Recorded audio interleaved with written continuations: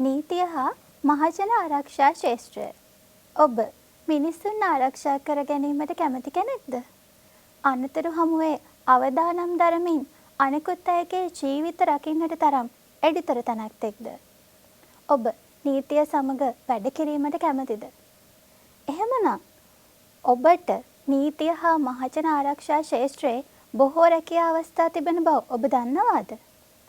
නීතිය මහජන ආරක්ෂා ශාස්ත්‍රයේහි රැකියා කරන්නන් විවිධ ස්ථානවල ස්ථානගත වෙලාත් ඉන්නවා. උදාහරණ වශයෙන් ඔබට මහජනතාව ආරක්ෂා කිරීම සඳහා පොලිස් නිලධාරියෙකු, ආරක්ෂක නිලධාරියෙකු ලෙසත් නීතිය ක්‍රියාත්මක කරන්න පුළුවන්. එහෙමත් නැත්නම් ගිනි නිවන බටයෙක් විදිහට මිනිසුන්ගේ ආරක්ෂාව සැලසන්නත් ඔබට හැකියාව තිබෙනවා. පුද්ගලයන්ට නීති සේවා සැලසීම නිදසුන් වශයෙන් ගත්තොත් ඔබට බන්ධනාගාරයක් තුළ ක්‍රියාකාරකම් නිරීක්ෂණය කරන්න පුළුවන්. ඔවුන්ගේ නීත්‍යානුකූල අයිතිවාසිකම් පිළිබඳ ගනුදෙනුකරුවන්ට උපදෙස් දෙන්නත් පුළුවන්. එහෙමත් නැත්නම් උසාවි නඩුවලට සහාය වීම සඳහා නීතිමය ක්‍රියාපටිපාටි පර්යේෂණ කරන්නත් මේ ක්ෂේත්‍රය ඇතුලේ ඔබට අවකාශ සැලසිලා තියෙනවා. එසේනම් අපි බලමු මෙම ක්ෂේත්‍රයට අදාළව තියෙන රැකියා අවස්ථා මොනවද කියලා. මීළඟට අපි හඳුනා ගැනීමට සූදානම් වන්නේ නීතිය හා මහජන ආරක්ෂා ක්ෂේත්‍රයේ රැකියා අවස්ථාවන් හා පාඨමාලාවන් පිළිබඳවයි.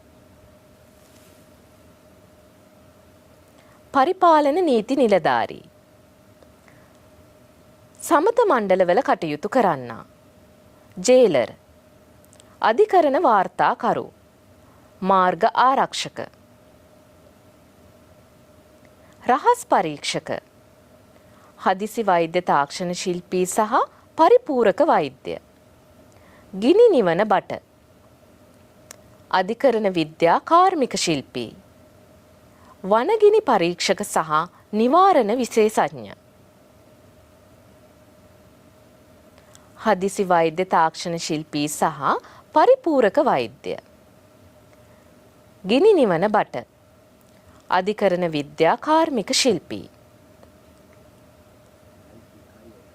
වනගිනි පරීක්ෂක සහ නිවාරණ විශේෂඥ. විනිසුරු මහේස්ත්‍රාත්. අධිකරණ නීති ලිපික. මෙම රැකියාවන් නීතිය හා මහජන ආරක්ෂා ක්ෂේත්‍රයේ රැකියාවන් ලෙස හඳුන්වා දිය හැකියි.